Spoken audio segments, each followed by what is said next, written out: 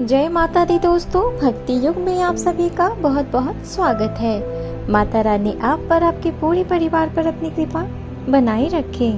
दोस्तों, आज इस वीडियो में मैं आप सभी से परिवर्तिनी एकादशी व्रत कथा सुनाने जा रही हूँ।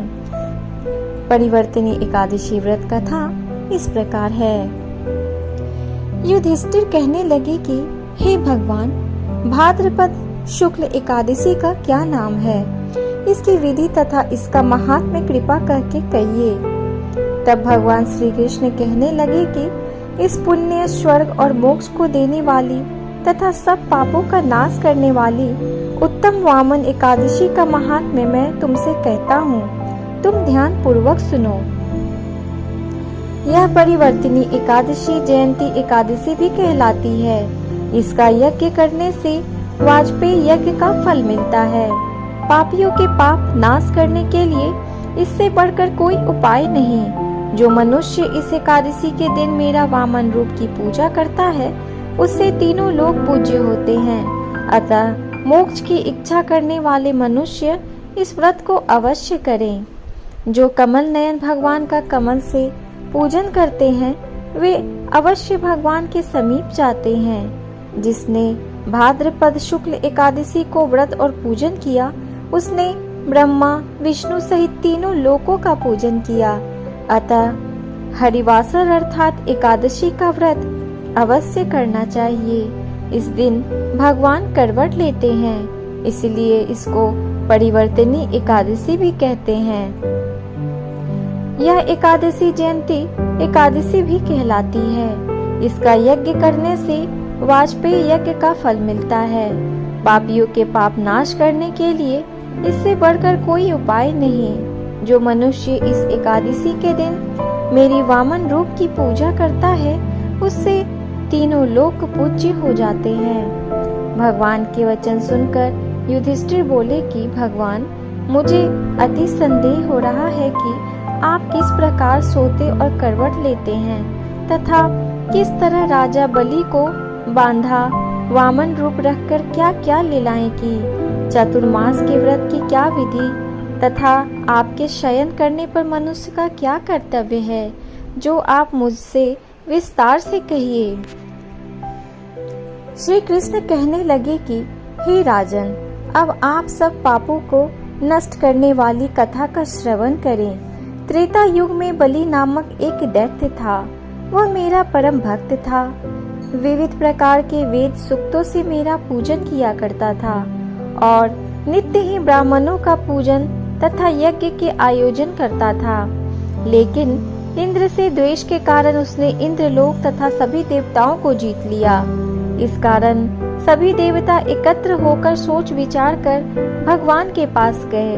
बृहस्पति सहित इंद्रादिक देवता प्रभु के निकट जाकर और नतमस्तक होकर वेद मंत्रों द्वारा भगवान का पूजन और स्तुति करने लगे।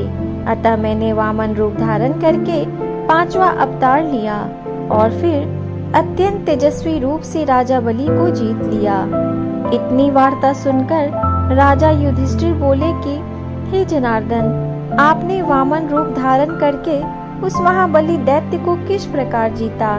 श्री कृष्ण कहने लगे, मैंने वामन रूपधारी ब्रह्मचारी बलि से 3 पग भूमि की याचना करते हुए कहा, ये मुझको 3 लोक के समान है और हे राजन, यह तुमको अवश्य ही देनी होगी।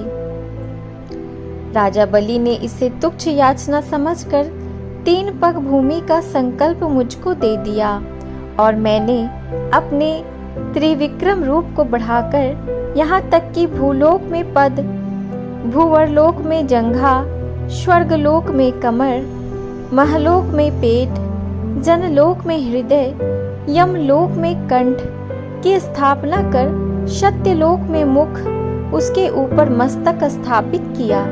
सूर्य, चंद्रमा आदि सब ग्रह, गण योग, नक्षत्र, इंद्रादि देवता, शेष आदि सब नागगणों ने विविध प्रकार से वेद सूक्तों से प्रार्थना की।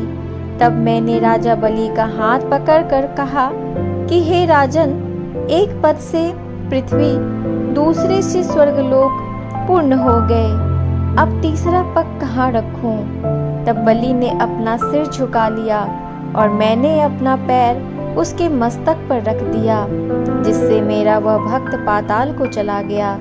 फिर उसकी विनती और नम्रता को देखकर मैंने कहा कि हे बलि, मैं सदैव तुम्हारे निकट ही रहूंगा।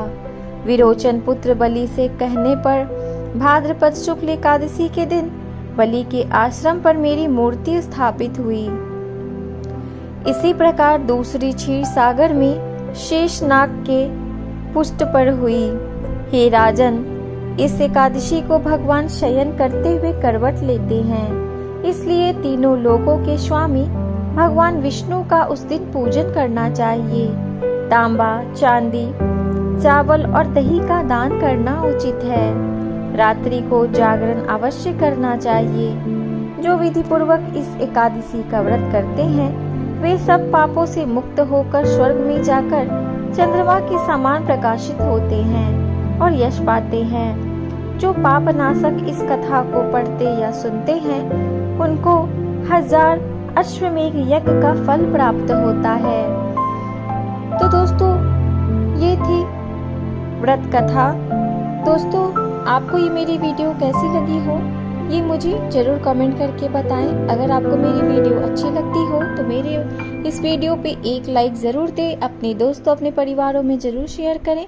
और अगर आप मेरे चैनल को आज पहली बार देख रहे हैं तो मेरे चैनल को जाकर सब्सक्राइब कर ले, साथ ही बेल आइकन को ज़रूर प्रेस कर ले ताकि मेरे आने वाली सारी वीडियो की नोटिफिकेशन आपको मिलती रहे।